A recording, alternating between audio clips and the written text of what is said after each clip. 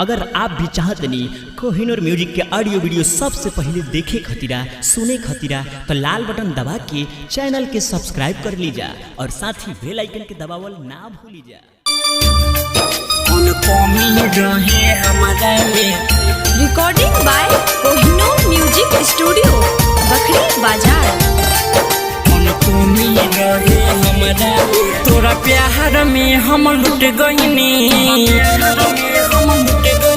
तोरा प्यार में हम लुट गईनी, बर्बाद हो गईनी पूरा हो। कौन कमी रहे हमरा में, कौन कमी रहे हमरा में जे कहलू प्यार अधूरा हो।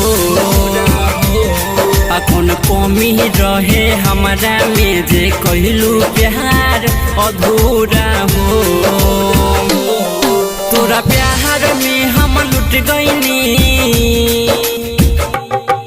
कौन कमी रहे हमरा में। डीजे मनीष रक्सौल। कौन कमी रहे हमरा में। पल भर में तू त भुला दिहलू, प्यार कह के तू ठुकरा दिहलू। कि पल भर में तू त भुला दिहलू, प्यार कह के तू ठुकरा दिहलू। दूसरा के जैसे तू गोरी,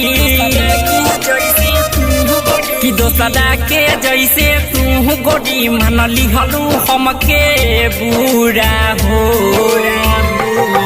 कौन कमी रहे हमरा में,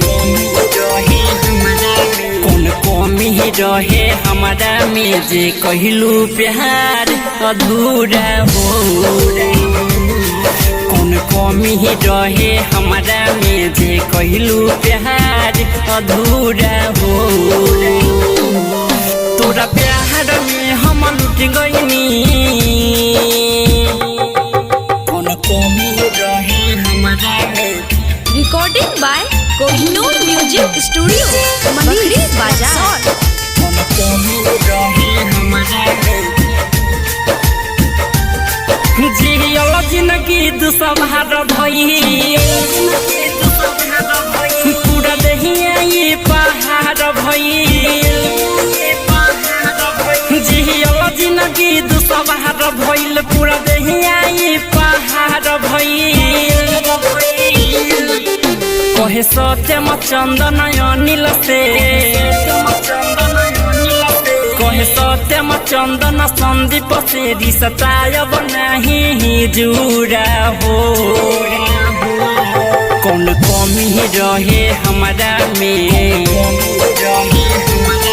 कौन कमी रहे हमरा में जे कहलू प्यार अधूरा हो।